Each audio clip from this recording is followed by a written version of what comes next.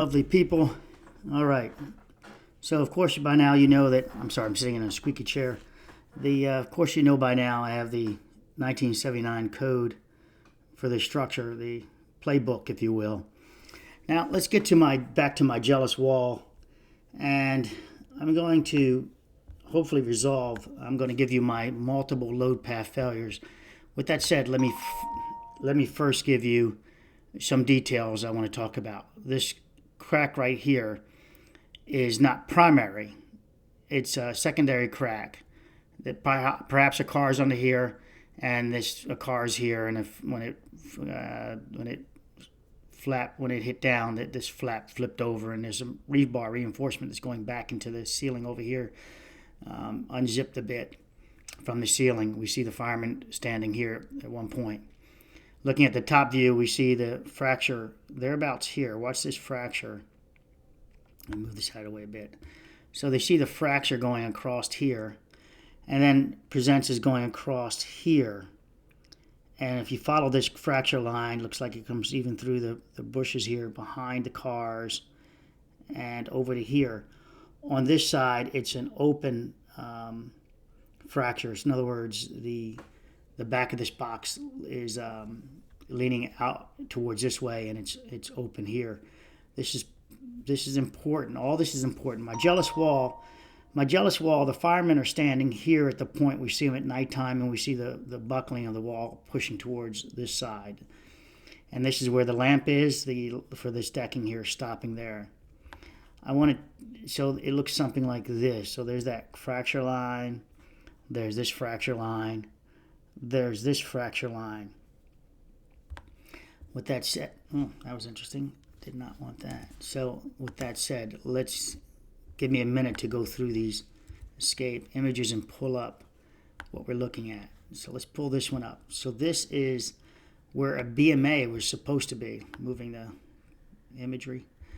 There's a BMA was supposed to be on this side right here, up to that light, let's say. Here all the way over. Take note. This is a critical note for you. Now I'm really gonna give you my information on my jealous wall and why it has a story to tell. So this should be very surprising and enlightening to a lot of engineers out there, because I'm finally doing my reveal.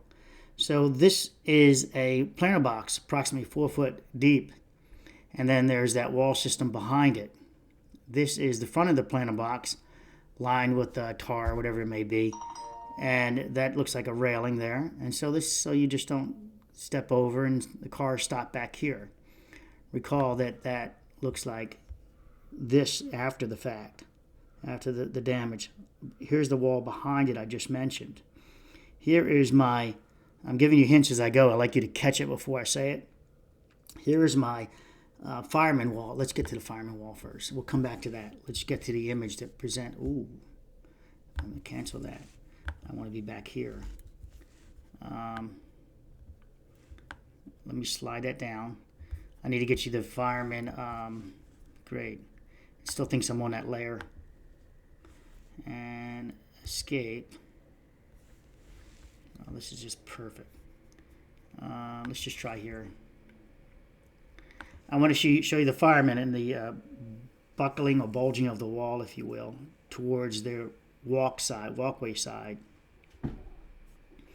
That's one of my mottos. Don't cling to a mistake just because you spend a lot of time making it. So sometimes you just, well, that didn't work out. So it should be albums over here.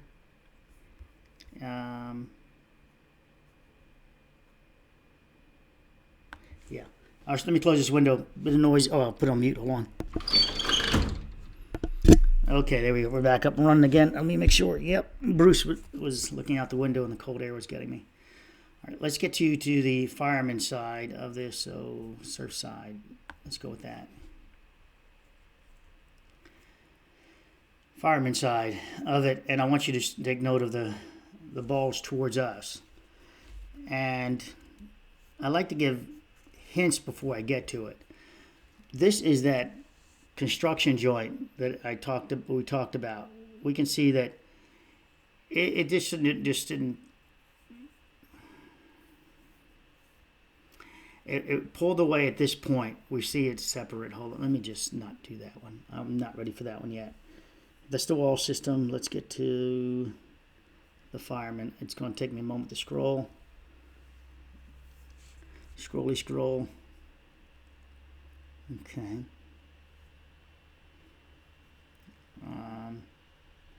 In a year now. So remember the bulge that I want to talk about is, okay, wait.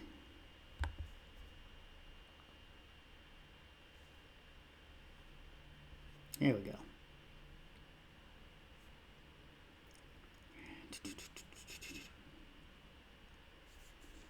Well, I guess it's going to take longer because I'm recording. I guess it's going to give me a little more pain in the arse. Let me address this with you now. They put a layer on top of this, on top of the existing pad. And there is the waterproofing, presents as the waterproofing right here. So for the current engineer to state that there was no waterproofing per the problem previously with the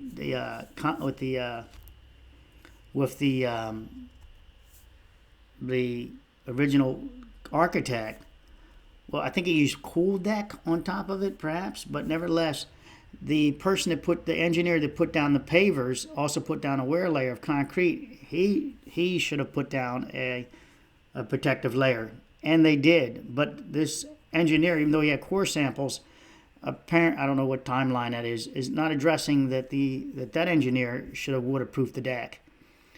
And that's very strange to me. He didn't say, wait a minute, not only did the first guy, but this guy didn't either, or this second guy did do it, or did not do it. Maybe he didn't do it on the garage side where he used a stamp overlay.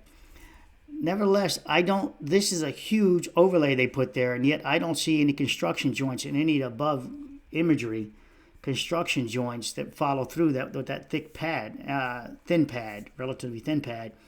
Requires more expansion joints, construction joints, control joints. It requires more of that, and yet none of them are present. The engineer states that he can't figure out why there's some cracked tiles at one point in his reports. Well, maybe because the guy put, no construction joints. He's lacking construction joints in such a large span, and being bound, and on all four sides, being bound by walls, or tile, coping, pools, etc. And so perhaps you need no further than that to figure out why you get some cracked tile. But also the concrete itself would want to crack. How is it handled? How is that expansion handled? We don't see any exploratory of that by NIST and I believe this is the crack here. We don't see an exploratory by NIST, etc. But this is an isolated crack. It looks like it doesn't continue. We see a crack here, but that could have been by that tiling there. They could have accidentally hit it, although I do not see a chip on it. And I did a video for you, but I didn't post it, breaking up tile on a job site that I had access to. I said, let me do an experiment here, and I grabbed my jackhammer and I went at cracking tile here to see if it would jump over.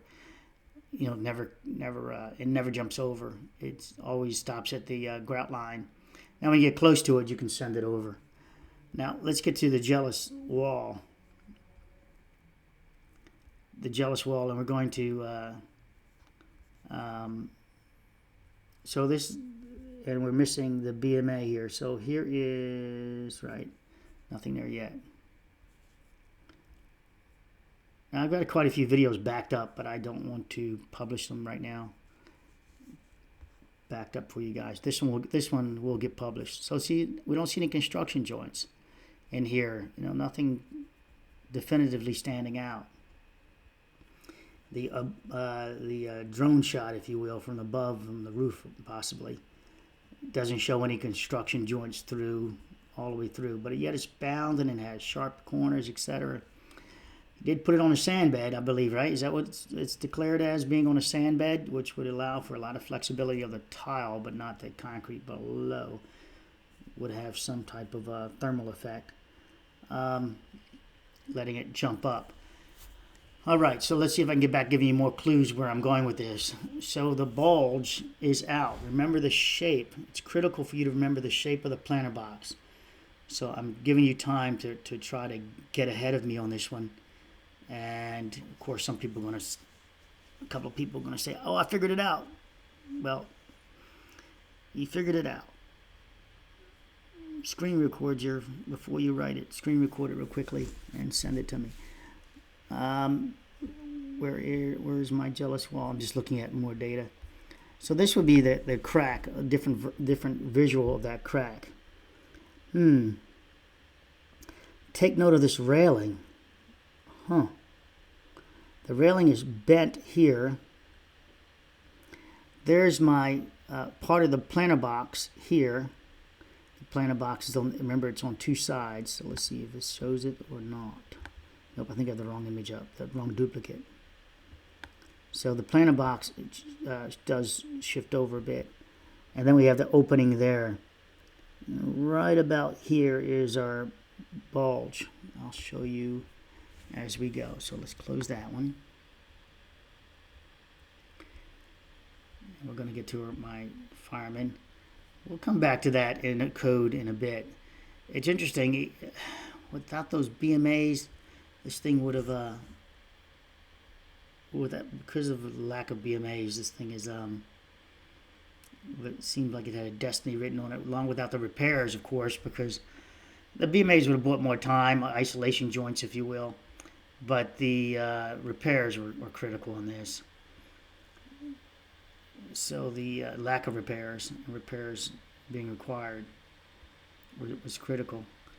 There's that wall again. I don't need to show you that. I just need the one with the firemen, so bear with me. Bear with me. Okay, so we're getting close.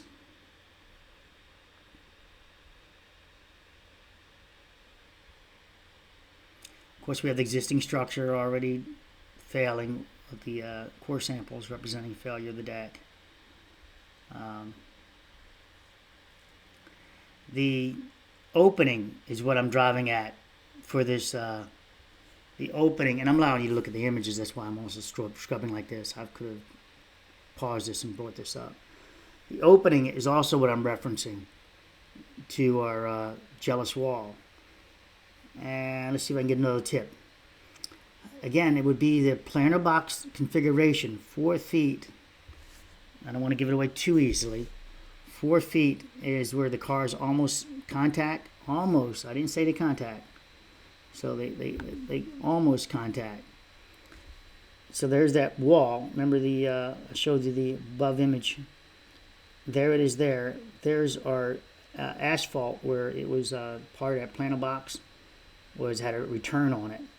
There's an opening in the deck. The opening in the deck aligns with this column, and it's on that side of it. So there's an opening in the design, 19 inches square, on this side, the parking garage side. That 19 inches, and here's that crack, the fracture I showed. Here it is here. And then we have our butterfly down here. But this is the one that I'm going to mess with your head with, my jealous wall that I've always talked about. Oops, let me go back to that one. My jealous wall I've always talked about. And I'll talk to you about the ears, how they rotate off and how they're bent. You see the ears bent in the direction towards the jealous wall, if you will. That these are pretty much parallel, and this has a reversal in their wiring. It goes in their wiring, and the reinforcement coming this way, and that one released even more abruptly. We have let me see if I can show you one more thing here. I want to look at a couple things. My rabbit ears, and that's not the greatest one. So you see the bulk of the material here. It looks like it's a stockpile there. So when it was pulling down, puncturing over, it's in line, not that side first. It's in line with that direction here. So there's multiple ways this failed. On this side, we see it's leaning. This side has got the reinforcement, the top layer, wear layer, leaning on this side of it. On this side is the wear layer over here. This does not represent the deck. This represents the wear layer or the paver layer along with the sand. Underneath, though, that we have some what it presents. There could be biasly so rebar reinforcement laying there on that side. It looks like a clean punch, doesn't it? Looks like a clean punch through. All right, so we're going to get to this, my beautiful wall here. I'm just giving more and more tips and clues to it. And this fracture is there about right where that box extends out. The box, remember you got two boxes here. You got this planter box on this side that looks like this, how it extends over. It's on this side.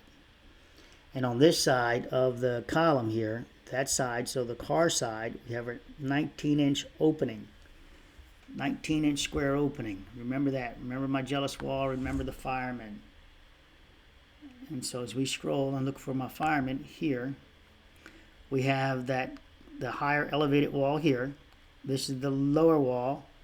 There, the columns are out there in the pool. But this is my bulge, and also a bulge and a pulling action of the deck away.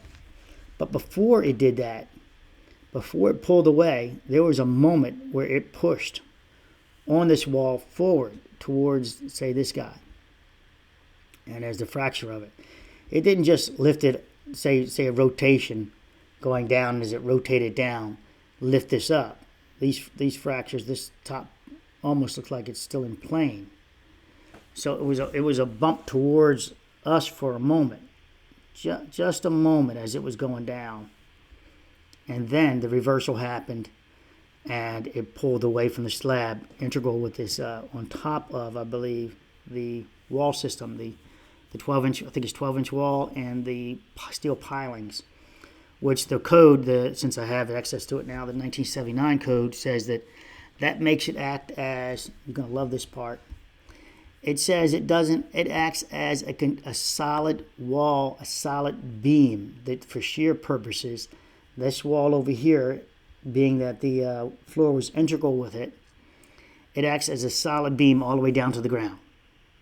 That there is no spans you're concerned about, it's just a solid beam. So if you're going to look for weaknesses as load carrying, and then it gives a calculation that you get to do a 12 to the square root of the PSI of the concrete. So 12, and it says they said just for factor reasons, they said do a 10. So they tell you it's a 12 rated, but they said do a 10. You know, we're confident with that. And that's how high it is. Whereas the others, say the column areas, are a 4. They're 3.3 and they're a 2 of a square root of the PSI. So you can see there's a huge difference in capacity from the wall system and critical shear versus the critical shear in the column system. Now they have 1979. They have 3 versions of column shear, and let's change gears and call it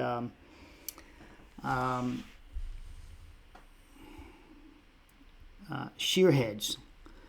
And we're going to reference shear head. These are the shear heads, and the shear head, not just column heads, but shear heads. Now at this point, they have different versions of shear heads, which include pretty much no external reinforcement around it. That's calculated at a factor of like 3.3 or square root of the PSI, or 2 square root of the PSI. And then there's the factor where you go up more when you increase, doubling the. So if this is 12, you'd go out 24 from center, and then you go out to a different factor for that. It doesn't double. You know, it decreases as the bigger your critical shear area is. The larger you make a critical shear area, the more you reduce its ability. Even though its ability not here, but you got to think about negative lift and things like that, like a seesaw effect. This is that right in line with my box. The box that goes that has the hole, the 19-inch opening in the deck. We can see the rebar presents as being bent back and towards us. Bent back and towards us. But that could be just a result of the rebar that was across it when it came down, bending this over and rolling it over towards us. We clearly see that this is leaning down, all right? So this is clearly took the moment down in this direction. The hinge action. I'm going to go back to the fireman just in a second.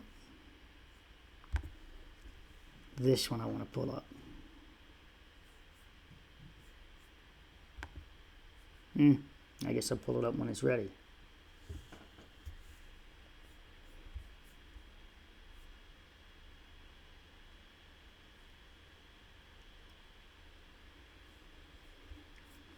There's that BMA that was supposed to go all the way across for the parking garage. A 1-foot elevation. Now it's not there. As you recall, I'm the only one that kept pulling out BMA, BMA, and everyone their brother kept telling me, "You're looking at the wrong drawings." It turns out everybody likes looking at the wrong drawings now, don't they? After I pushed BMA, BMA. Then all of a sudden everybody wants to look at the BMA missing. Isn't that beautiful? So right about here is where that bulge is in the wall. It's the day after, and all they had was the light up here, and they since added a lot of equipment. So this is kind of uncontaminated, if you will. Even the firemen with the ladders aren't there yet. They're still evaluating the structure, possibly for safety reasons. So we're looking at the unadulterated imagery right there. Maybe water was on it and washed some things around, but that's the size of that. Let's go back to, why did I say unadulterated? So here is the body cam where I talk about that bulge wall, the body cam video. And we can see that the top appears to be in line, even though it's a a wide angle lens. It doesn't appear to show fractures like these. It seems to be in plane. And that's my jealous wall I talk about. And then here we go again with this one.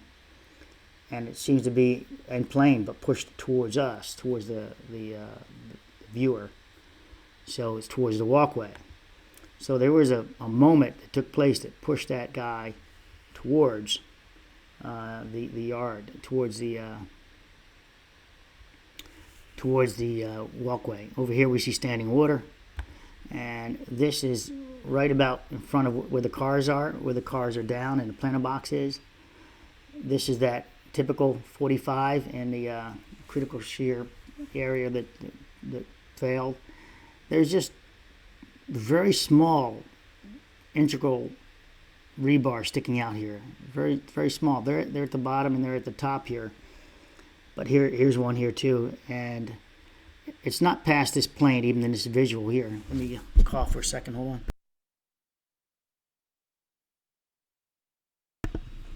Okay, so it's not past that plane. Let me move the mic closer. It's not past that plane.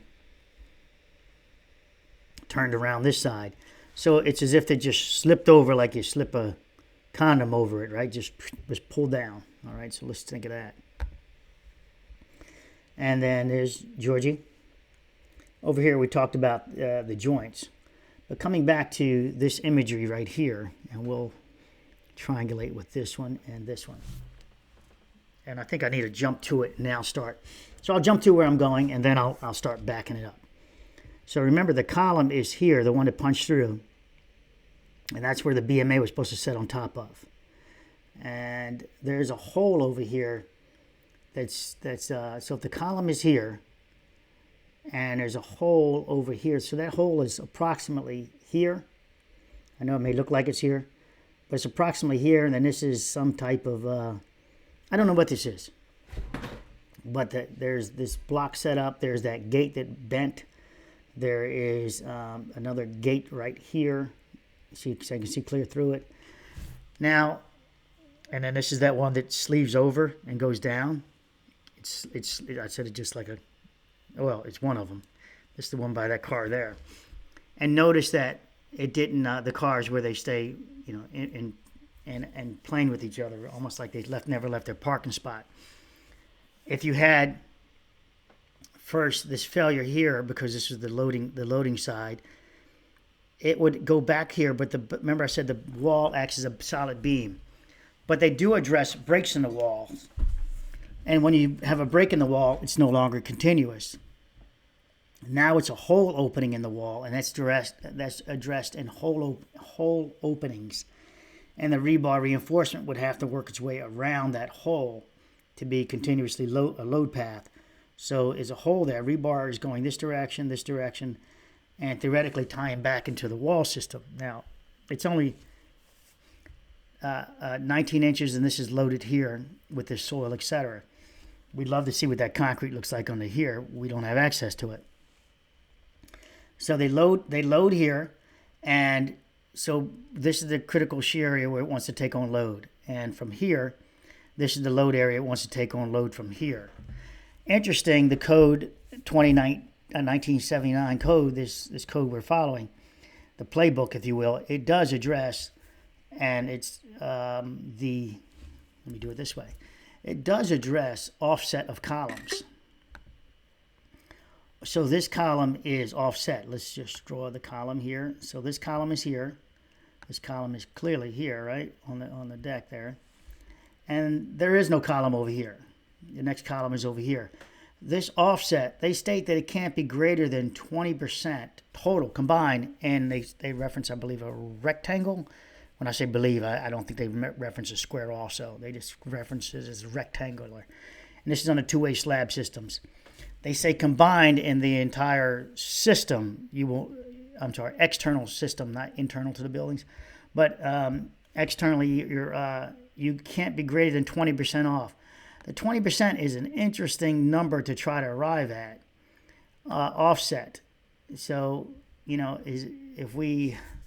how do we get there? Do we measure from here to the wall, and because that's the outer wall, and then decide that this is 10 inches, and then we try to figure out the percentage difference of that, and say it comes up to 8% difference, and then we come over to the next one that has a 6-inch offset, and then we add that one, and then it comes up with between this one and that one at a 3%. And then do you add back this one offset to this one? Are they cumulative? Therein lies the dilemma I'm having about this 20% offset allowance, and how do they determine it? I would theorize that they would use 3, since they are dealing with unsupported spans, that you would probably want to use like three of these and figure out the offset of the 3 and use that math. But it's so integral to each other. All of this is tied in. So it's not like I can have one section fail and it doesn't cause the other section to fail. They're all in love with each other. They all need each other to work, unless you come across a construction joint, which we saw, and then it stops. This all needed each other to work. So I would argue that the 20% offset is cumulative of the entire deck system up to control joints. Now, I called it a plinth beam at the structure where they do their drop slab detail, their drop slab.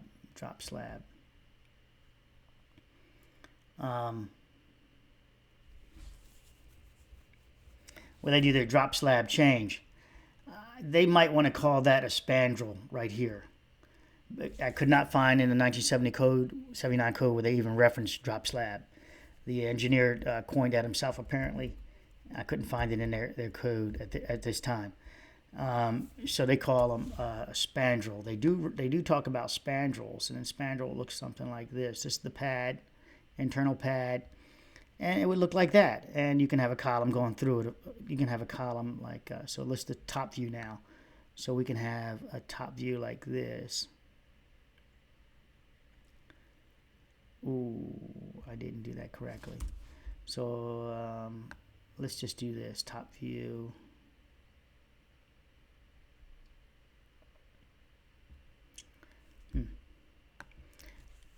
So that's the side view, and the top view down would look like this. And this is the deck behind. All this is deck behind here, but this is just the edge of it. And so there's the column going straight up. So that would be your KLM type column going straight up. And that would be from the first floor. The other ones are just slab details, which are flat. And they address that. They allow for it, except for they don't allow for it unless you, and I've got plenty of details to add, unless you wrap it. So you've got to, if that's the outside KLM right there, they reference it, but so far I'm understanding it, and remember I have to do interpretation, is that they reference it as being bound all the way around. So the internal columns are bound. There's concrete all around them, and it can act as a shear panel. The floor can act as a shear panel, but my interpretation at this time, and I'll still keep reading and try to debunk myself, is that the outside wall could not act as a shear panel on the outside wall, the outside, say the entire room of 111, the floor, because it's not bound on the outside. And I don't think spandrels on the upper floors, which don't exist, could satisfy the intent. So there are no spandrels on the upper floor. So we just, at least as far as I know, there's no spandrel detail like this. But this detail here would fit down here like this drop slab detail. But it's kind of weird because it's also, as a beam, it's got a beam action going on too because they span. So this drop slab is actually acting as a beam also from column to column, which they address in their with their beam loading and shear capacity, shear links, stirrups. Okay, so we'll get to that in another video. This is a lot of content. I know I'm throwing at you a lot of data, but I'm showing you where I'm going after everything now that I actually have the real code now to the playbook. What's the playbook? So it appears that one of the defects are out here on the KLM, the face of the structure. Not being bound, the floor system can act as a shear panel. Now, you can use an integral block wall system to help act as a shear panels in this system. But they have to be integral. They got to lock it in. And these appear not to have been locked in. The walls that we saw that were part of the block walls that went up, like the fire escape wall. It was a shear panel. It was a single one-off. But the other wall systems wouldn't satisfy the intent. But I mean, that means between the walls where their living arrangements were, and they had block walls between different party walls between the structures. If they would have locked them in, then they count as the code says, as I'm interpreting it. Remember, there's no teaching of the 1979 code any further, so I have to do interpretation on my own right now. So it's because they're not locked in, they won't count as shear panels, but the flooring, as I understand it, can count as shear reinforcement. Shear bracing. Lateral bracing from the structure shifting, as long as you bind the columns. And so the outside wall not being bound is very, very questionable at this time until maybe I've got to do a correction. I will if I have to, if I keep interpreting it wrong, as I do, and it turns out to be wrong. So in other words, even if NIST comes out with it and saying, we find those walls to be braced, that's another interpretation. I have to, even though, I would have to consider NIST having 5 people look at the 79 report, 1979, but they are, I think, mostly younger engineers, so would they be able to have the logical thinking to interpret? Do they have the brain power? Or if they're just going to throw this in software, then they're not playing by the rule book, which is 1979. So we have this break over here. This gets back to my jealous wall. So we also have a moment that the wall was pushed outwards. Now I'm going to give it away fully. So it just pushed there outwards, but not necessarily. If this wall was in contact all the way down, like this bracing all the way down, could it have been a chance that it pushed the entire wall Well, we only have one contact point that I can find, and that's right here. And also this railing, which we now see bent, buckled. So maybe it also, when this shifted and went down, it had a moment shifting towards the outer wall, my jealous wall, which jealous wall, I'll now also call it the jealous beam wall, because it's a beam. It acts as a beam. And they use a word called, hold on, let me look. I sent it to another engineer last night who I shared with him the name of it. And give me a second to find it. And it's called the looking. Give me a moment. Yes, bear with me. Okay. Nope, wrong one. We had a few subjects, so I'm scrolling. Nope. Okay. So I have it now, the square root. Okay. That's shear columns weaker than the shear. Okay, so shear columns. And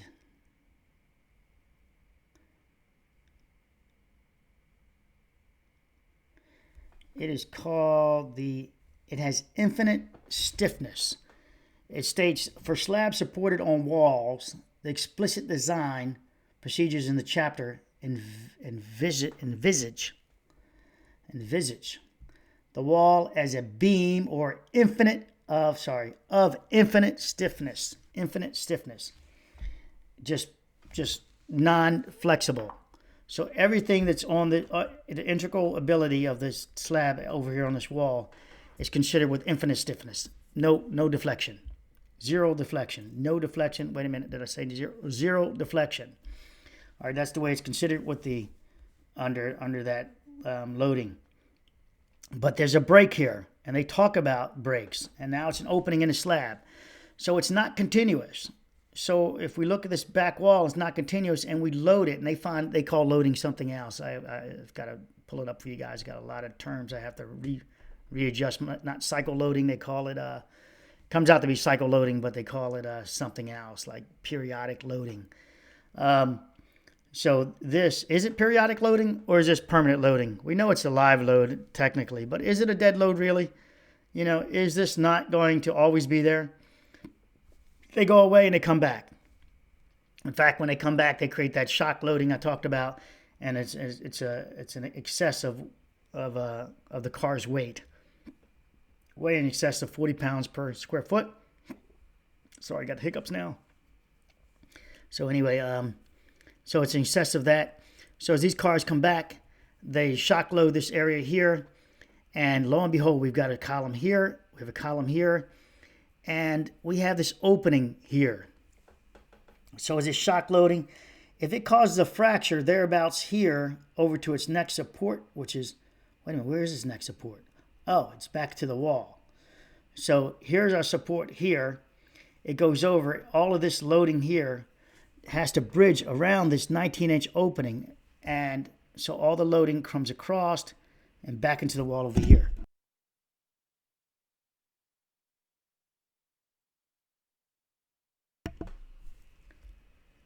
Back into the wall over there. With that said, our opening is another weak point.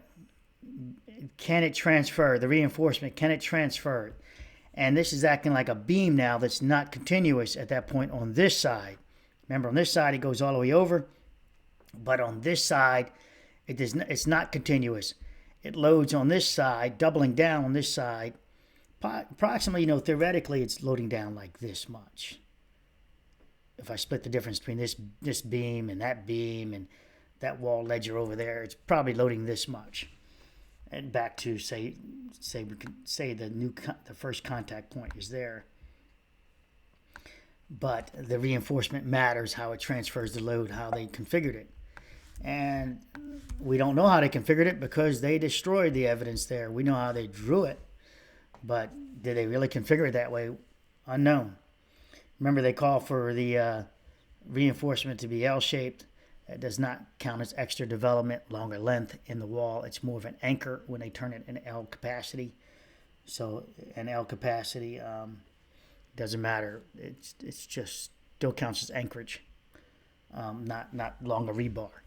They also addressed that you will do no reinforcement in the tension area. So this is the tension area.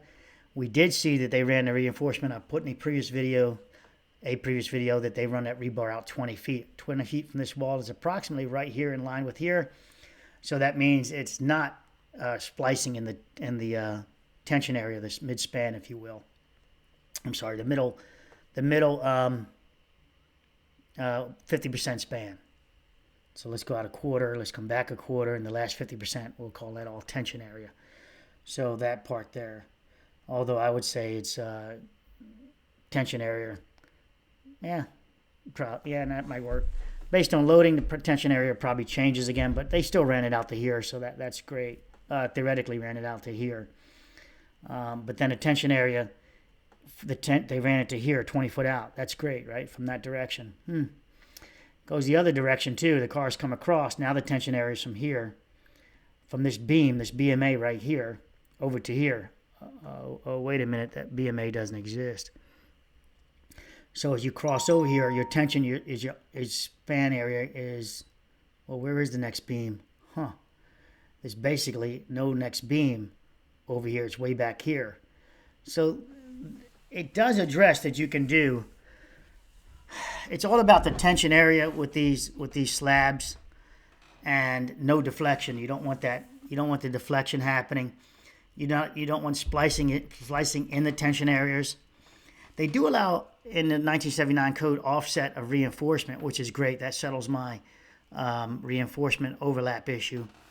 We'll go over that in another video. It doesn't quite settle it, but it addresses it. How's that?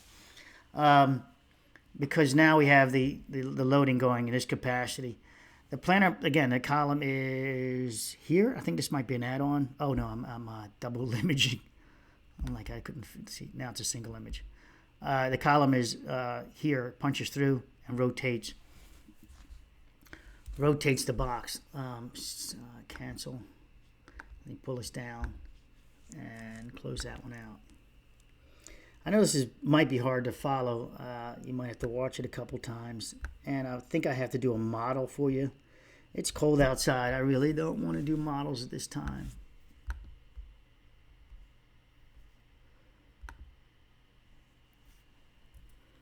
Okay. So where's my escape button? Trying to get back out. Darn it. Should be an X here. Gosh, if I don't exit using X, then I think I get reset back to the beginning of the album. Let me just try to scroll over a couple to find what I wanted to show you. Do I get lucky with an X? Yeah. Oh, it might be loading. It might be in this bar right here. It's where my little finger is. Oh, this is actually a good image. So there is the lamp right here. So this is where the firemen are. This is where the jealous wall gets bumped out. For it to get bumped out, it had to be a moment that pushed it that direction. As it rotates downwards, it wouldn't have bumped. It didn't have any effect of pushing that top cap plate off. So that means it was a shove in this direction, a bump in this direction, which implies that okay, so let's make it clear. So there's a bump in this direction. It identifies itself as the bulge here. But if this had multiple contact points, visualize multiple contact points around this entire wall, what if the shove, the initial bump, was this direction, a lateral bump towards this direction, towards there? You would see bulged wall here, here, here, at every point it contacted. But as it is, we only have one indicator. And post hoc, just because there's one, you just say, well, it's isolated, blah, blah, blah. Well, extrapolate from that. Imagine if there was more of these here, all down here. It would indicate how it was possibly shoved. So then I go back down here and I start looking for buckled tiles. I don't find that. I find these tiles, when we looked at the red band, not to be buckled or crushed. Not to be buckled or crushed? Could this be a buckle out here? I've been wanting to talk about this crack for some time. I've pointed out this crack here, this ledge here. I've been looking for more details, but now I'm ready to release what I have to the most part. And I just about this being a column, I wanted you to realize that it is part of that planter box that rotated down. That somehow a fracture, a bump, maybe went this direction, but we got to get around this column. So if a bump went that way, coming from that direction, well, it would cause a compressive moment over here, right? If it's all shifting together. Over here, it would be interfered or intercepted by this. We have a shear on a 45 on this one here, so that indicates it went down. We also have a butterfly here. If our butterfly starts first, how do we get this to bulge out? The jealous wall needs to be talked about. You have to address the bulge. Just because it's inconvenient doesn't mean I get to dismiss it and just call it, well, it was a hinge action, and as it went down, it pushed the wall out. It pushed it out at the top. The hinge action would indicate that it would pull the wall in at the top and push it out at the bottom. And the firemen in the police video, we show it at the top, pushed outwards, not pulled inwards. So there was a torque failure in here based on these columns, I believe. The simple answer is based on the column. As this went down, the deck torqued and flapped, and as it rotated, it created a force. Let's go like this. Can I pull that one up?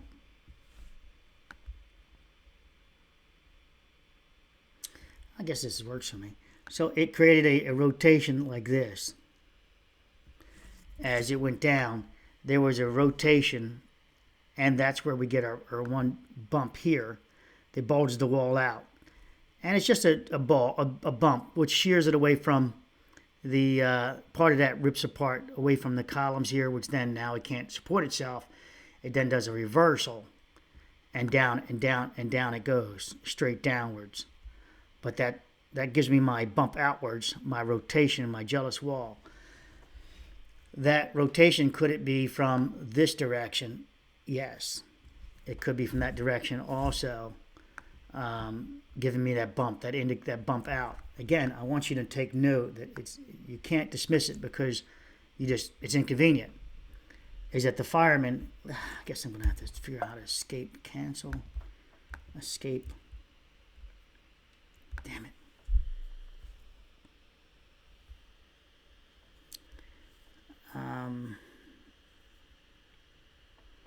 And so a rotation, or that rotation I theorized took place, could have also had the reversal on it.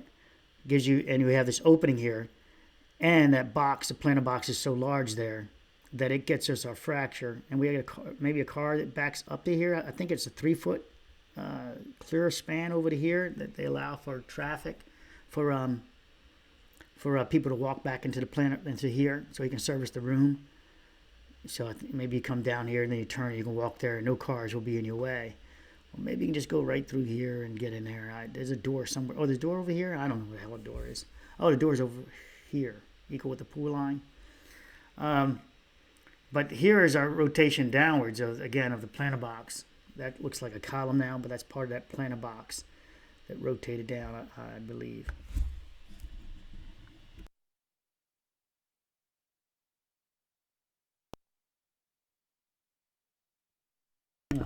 Sorry, I muted the box by mistake. So there's our fracture and our pull away. Now this is where I would look for possibly buckling here and not out to here. This is in plane roughly with the planter boxes. Remember, the planter box is about 4 foot off the wall. This is approximately 4 foot off the wall. This plane here. And, of course, again, with that opening, we get a different failure mechanism around there, including with the planter box that's there. Remember, there's this configuration. It's this odd configuration that helps intercept the forces with the opening. And so possibly we could have gotten a buckle here, a force against here. I can't tell with the imagery, if you guys can find it, we see that it didn't just fall down first because the planter boxes were up here. They didn't fall down. They fell this direction. Unless you're telling me they did a flippy-floppy, multiple flips, which this would have told you also if you'd have looked at it and try to flip the box after the fact and investigate how it would chip or not chip. Or was it easy to chip? This is that control joint, I believe, back here, which is the interesting part because we have a fracture here. And this is why I think when the original butterfly, this held on for a significant amount of time up here. So the butterfly might have flexed here and went up, reaching up to this deck. Or maybe it pulled it down on the hinge action and it stayed there for some time, like a 45, if you will. And then the secondary bump, the next bump, took it all the way down. It fell down, cantilever flipping back up as it fell over that direction and exposing this new fracture there about this plane here. As you can see now, you can see inside of it. So, and I used that hanging technique idea based on this. See this right here? This looks like it was hung up there around about that plane. And if we line this up, they're approximately there about that plane with the pool, which would make a good shear plane, wouldn't it? As this was collapsing, this would have been intercepted. As you can see, there's a 45 over to it. Intercepted it, it would try to hold on. This would give it more reinforcement because it stepped back. But at that point, the step back from here to here is too great. And I think it's one more column back there. And the step back to here, it just tried to hold it, and it broke free on an angle and then flipped over, ripped down some of the rebar, unzippering it. And as I stated, the momentum of it still went down further, no car being underneath of it, and it was able to flip-flop itself, cracking the deck. A negative moment, a negative uplift moment, was able to fracture the concrete and show it in that capacity, looking higher at this point. I think Embry was like, there's such thing as a negative load. So the negative forces exist all everywhere. Okay, so then we have that return, of course, there, and we don't know how that plays out. Right about here is that concrete fracture. Let's see if I get lucky. There's the bulge in the wall now, where it looks like it did a reversal. There's the crack I was referencing earlier, right here. This crack, and you can see it goes all the way back. It's anchoring and pivoting down from the wall system. That this is still part of the wall. This this paver system is still pivoting from the wall. Remember I just said the wall. Look where it actually looks like it's pivoting from. It looks like it's pivoting from like a beam action created by the okay, so sometimes in an attic you can put the beam above and secure your joist from above the beam, from above. So it's an upside down beam, if you will. Well, maybe this thing acted like a beam there. You can see it's not fractured here. It's held on so much that it fractured at this point. It's not fractured back here. So this created a hell of a pivot point. I wish we had a better image. I've looked and looked, but I don't see the bushes down. This wall appears to be in plane along with the return and going that direction. When I say return, I mean I'm just changing directions when I say return. And so it looks like it's structurally sound out there here. That theoretical 1979 code saying that wall will act as, plus 12 is the I'm sorry, it doesn't say plus 12. It says square root of the PSI. So it looks like with the reinforcement that came off that wall, that it is able to maintain and pivot at that point. Look at that. That's about in plane with this. Right about in plane with the I think this planter box is 4 foot out here and it steps back like 2 feet. So maybe this is 3 feet. It's about in plane. Remember, we have a break here, a puncture in a hole, and then a continuation. And of course, because of the pool rigidity and the columns set up, it did not continue, and of course they break, the expansion joint break. Let's see, one more thing here. I'm trying to zoom out. So yes, I've attacked this in multiple angles. You can see on this side there's the column, there's the pivot point rotation off of there. This is actually on an angle. It's not on top of it. It's like leaning sideways. And then your drop down. The drop down is right at that 19-inch hole opening right here. And the cars appear to be on an angle towards that 19-inch hole opening. Biasedly so now. Now I'm being biased, but there's the failure. And we have these cars pointing towards the 19-inch hole opening, these two vehicles.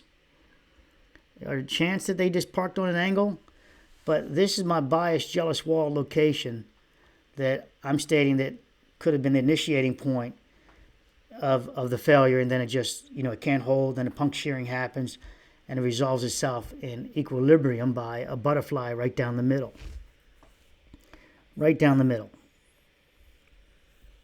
So that sort of addresses that. Now I need to... That's bias. You don't have to pick there. I have. Let me look at my notes because I sent my man. I finally revealed to him my four different mechanisms of failure. I have 4 at this time and have not increased them beyond 4. I leave the option open of nefarious means and a couple other strange things that I just won't dive into, like the building initiated the collapse. I don't really want to dive in that angle, that the upper floors initiated the collapse. So I don't want to dive there. Where's the hell am I for? I wanted to give it to you like I gave it to him. So I'll just get it out of order. But that's the one. The other one is the butterfly down the middle. That's 2. The other one is the entire length here, buckled. Buckled. I'm sorry, I have it over here also as the initiating. I need to see more of that joint. And it would be over and then at the pool. I mean at the planter box on the deck. And then at the one that I said I really don't want to talk about would be the columns internally above, creating like a reverse shock wave. But the problem with that is I can't have the cameras are probably the ones that recorded, probably on delay recording, meaning that it's a motion sensor, and when the motion went off, it started recording, but it missed the first 3 seconds, let's call it. And that is at the time of the collapse, we already have video. So if you could overlay the video of the lady filming, she would have filmed first. And then approximately 7 minutes later or so, the building takes its collapse, which means that the top floor is what we see collapsing down. Not the top floor. It was like the 9th floor. It's 12 floors. If I get my buildings all mixed up. Around the 9th floor started failing first. We also have time for the lady to escape on 6th floor or whatever, 8th floor or whatever. All these rooms are getting mixed up with me now. So I just wanted to throw that at you and talk to you about that. This moment here. The moment here. Take care. Bye. Enough to confuse you, I'm sure, right? I didn't mean to confuse you.